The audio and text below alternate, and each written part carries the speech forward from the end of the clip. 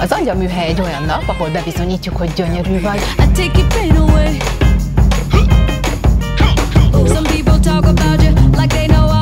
Ahol végre te lehetsz a címlaplány.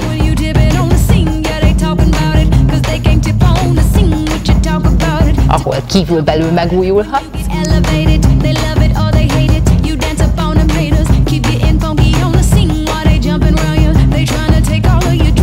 És ami után önbizalommal telve igazi szárnyakkal távozhatsz tőlünk. Csak így csodálkozom, hogy mindenki milyen gyönyörű lett, és hogy kivirult, tehát így nagyon jól érzem magam. Nagyon profik vagytok ti is, angyalok, és profik voltak a szakértők is. Tombol bennem, hogy most ezek azért úgy le kell ülepednie, mert annyi sok jó dolgot hallottam. Igazából nagyon elégedett vagyok, ha lehet ezt mondani.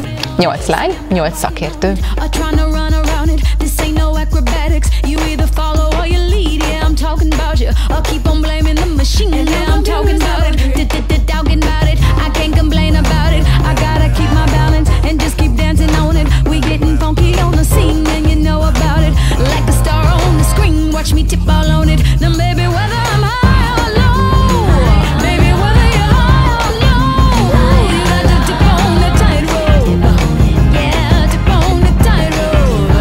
Jó volt látni, mindenki olyan boldogan távozott, de tényleg igazi angyallá változtak. Szárnyakat kaptak.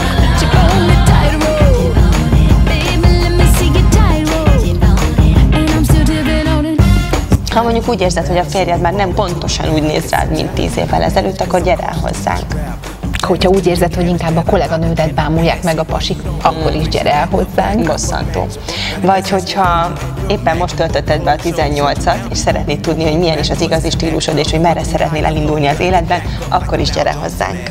Vagy ha éppen most lépted át a 3X-et, a bűvös 3X-et, szerintem akkor is gyere el hozzánk. Vagy a 4. X-et, vagy az 5. X-et, vagy a 6. X-et, vagy a 7-et, akkor is várunk. Ja, kinek ajánljuk még? Gondolkodom. Szerintem minden nőnek szüksége van az angyalműhelyre. Ez egy olyan élmény, amit legalább egyszer muszáj mindenkinek átélnie. De inkább többször. Ha szeretnél részt venni egy angyalműhely napon, mindenképpen írd nekünk. info@angelsarmy.hu. Találkozzunk az angyalműhelyben. Jobb, mint egy wellness. Baby, tip on the tightrope.